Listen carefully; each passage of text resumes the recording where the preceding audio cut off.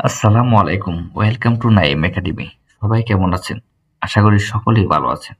আজকে আমরা Microsoft Excel এর মাধ্যমে কিভাবে রানিং টোটাল বের করতে হয় তা দেখব এবং এটি কয়েকভাবে বের করা যায়। আমরা আজকে কয়েকটি ধাপ নিয়ে আলোচনা করব। প্রথমে সবগুলো রেঞ্জ সিলেক্ট করব, রাইট বাটনে ক্লিক করে কুইক অ্যানালাইসিসে ক্লিক করব। তারপর টোটালসে আসবো, এরো চিহ্নতে একটা ক্লিক করে দেব। তারপর এখানে রানিং টোটালে ক্লিক করে দিলেই চলে আসবে। এটা আরেকভাবে করা যায়, যেমন সবগুলো সিলেক্ট করার পর এই যে যে আইকনটি আছে এই আইকনে ডাবল ক্লিক করলেই চলে আসবে, সিঙ্গেল ক্লিক করলে চলে আসবে। এখানে এর চিহ্নতে যাব, রানিং টোটালে ক্লিক করে দিলেই চলে আসবে। আচ্ছা, এখন আমরা দেখবো এটি আরেকভাবে কিভাবে করতে হয়।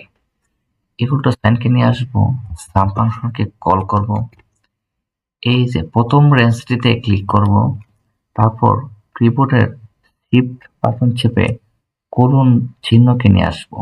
এটি এল এর ডান পাশে থাকে। কোলনকে কল করলেই আবার রেঞ্জটি চলে আসে।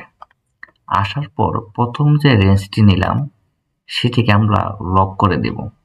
লক করতে হয় মাইক্রোসফট এক্সেলে, রেঞ্জ লক করতে হয় ডলার সাইনের মাধ্যমে। ডলার সাইন দিয়ে লক করে দিলাম। তারপর এন্টার বাটনে ক্লিক করে দিলাম। তারপর ডাবল ক্লিক করে দিলাম, চলে আসলো।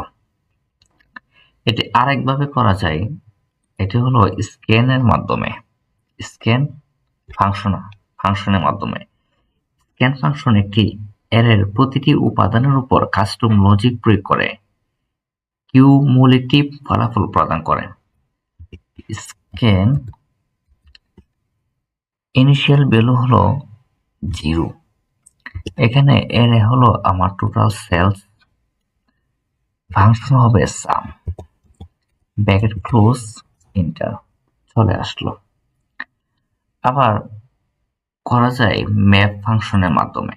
ম্যাপ ম্যাপও একই ফাংশন।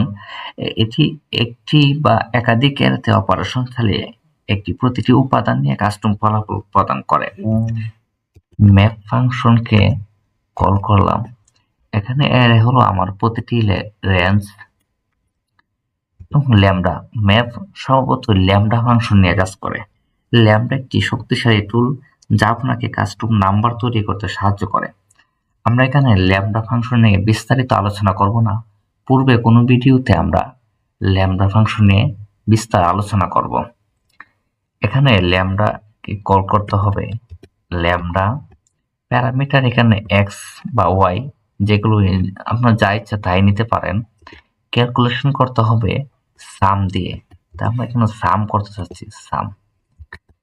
আমার রেঞ্জটি হলো এটি, নাম্বার রেঞ্জ নিতে হবে, কোলন, আমরা এখানে এক্স যে প্যারামিটারটা নিলাম এটাই মূলত দ্বিতীয় যে রেঞ্জটি নিলাম সেটি। এটা আমরা কেটে দিয়ে এখানে এক্স বসিয়ে দিব। এক্স হলো আমাদের ল্যামডার parameter. Bracket close, hit enter, চলে আসলো আমাদের কাঙ্ক্ষিত ফলাফল। আমরা এই কয়েকটি ধাপেই রানিং টোটাল বের করতে পারি। আশা করি ভিডিওটি ভালো লেগেছে। ভিডিওটি যদি ভালো লেগে থাকে লাইক এবং শেয়ার করে দিবেন। ধন্যবাদ।